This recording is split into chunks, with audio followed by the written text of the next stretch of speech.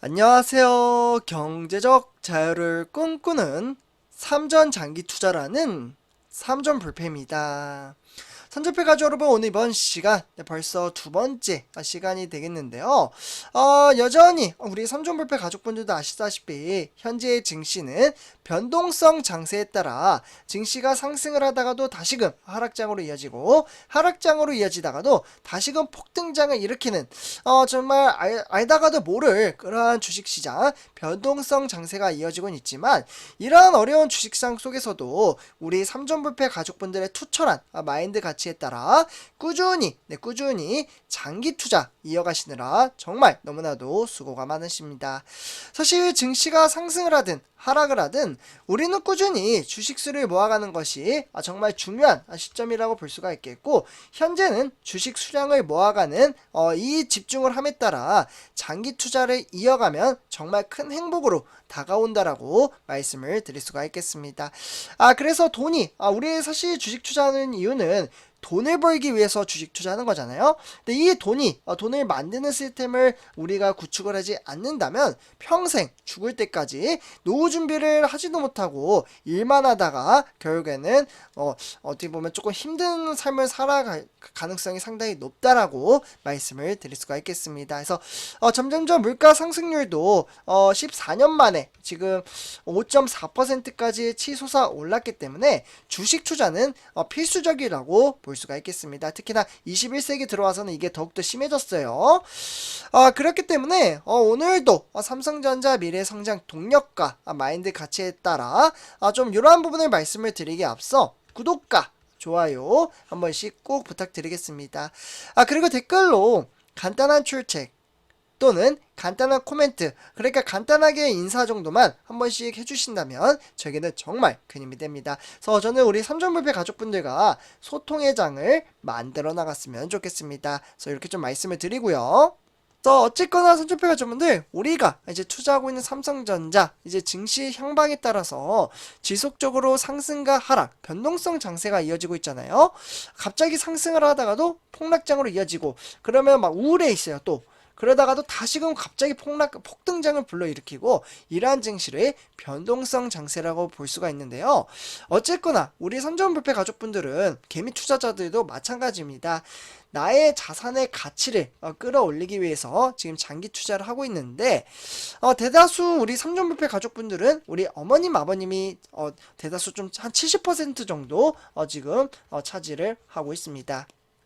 그만큼 대체적으로 우리 삼전불패 가족분들은 노후 준비를 하기 위해서 주식 투자를 하시는 분들이 많이 계실 텐데요. 근데 아무래도 장기 투자를 대다수 이제 우리 어머니 아버님이 경험을 좀 하지 못하시는 분들이 많기에 심적으로 부담감으로 인해서 적지 않은 스트레스를 받는 분들도 계실 거고, 또는 장기 투자에 대한 개념과 그리고 이념에 대해서 깨우치지 못하시는 분들이 좀 심적으로 부담감을 작용한다라고 볼 수가 있겠습니다. 사람마다 환경과 마인드 가치에 따라 생각의 차이는 있겠지만 우리가 가야 할 길은 같은 길을 걸어가고 있기 때문에 제가 항상 3대의 이제 원칙을 지켜야 된다고 말씀을 드렸죠. 정말 기본적인 건데요. 인내입니다. 인내. 그리고 두 번째로는 세 가지는 아니네요. 생각해보니까 꾸준한 주식 수량을 늘림에 따라 시간을 잘 지키고, 그에 따라서 적립식 투자와 분산 투자, 분할 투자를 함으로써 성공적인 주식 투자의 길을 한 걸음 한 걸음 나아갈 수 있다라고 기존에 말씀을 드렸습니다.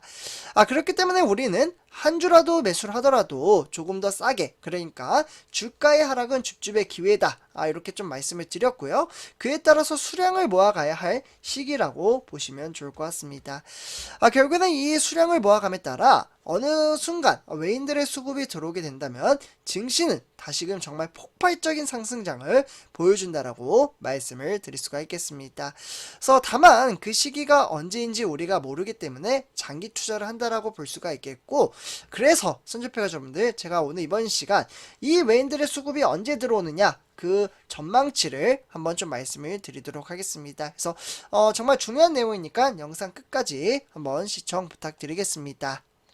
네, 그래서 지금 화면에 보시다시피 1000조 원, 1000조 원 투자 계획을 발표한 재계, 그에 따라 M&A 속도를 낼 것으로 보여지고 있는데요. 그 회사는 바로 ARM, 암이라는 회사의 최대 관심사가 나타났다라고 보시면 좋을 것 같습니다.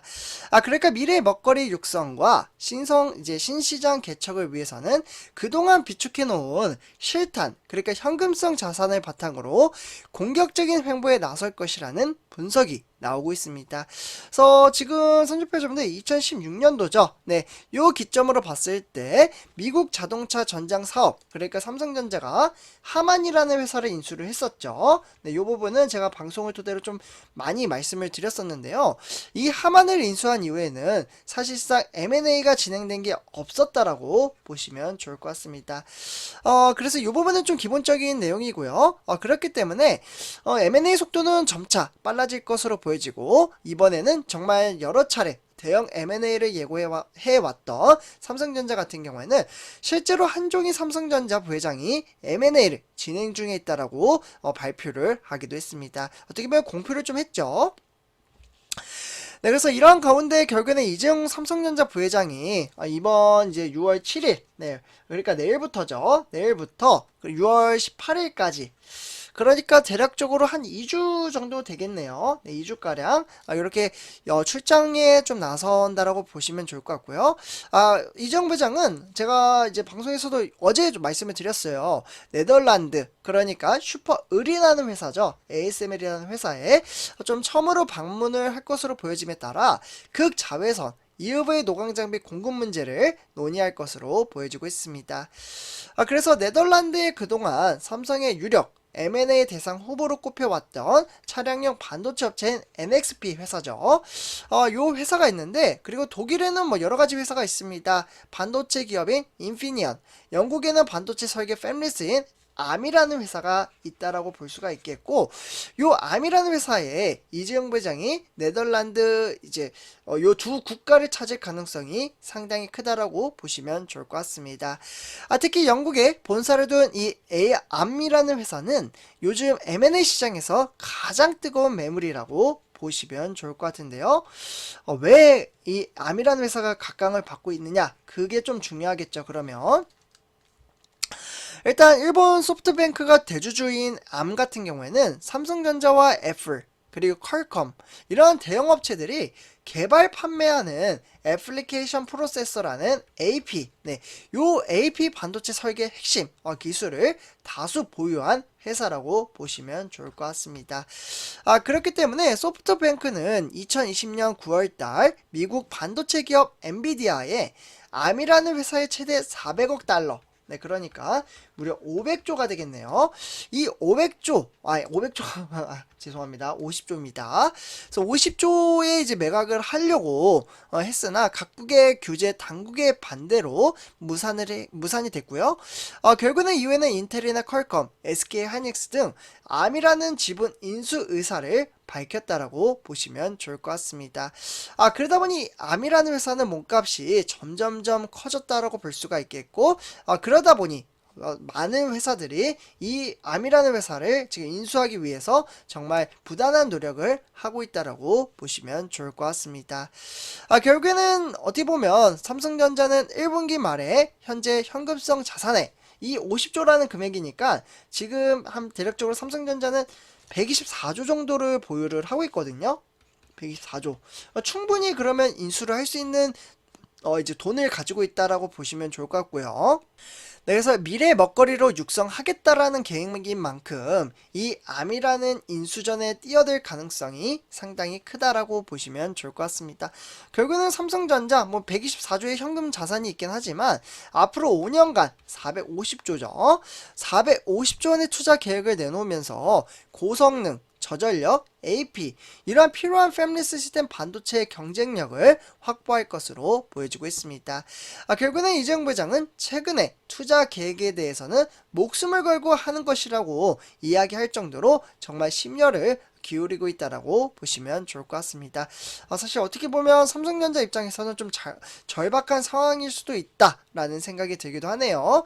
그래서 선제표 가족분들 이러한 이제 미래 전망치 M&A 이 성과에 따라서 외인들의 수급이 나타날 것으로 보여지고요. 만약에 M&A가 성사가 된다면 정말 무섭게 삼성전자는 폭등장을 불러일으키지 않을까라는 생각이 듭니다. 하지만 미래에 대한 주가는 맞출 수는 없어요. 네, 그래서 이렇게 좀 말씀을 드리고요.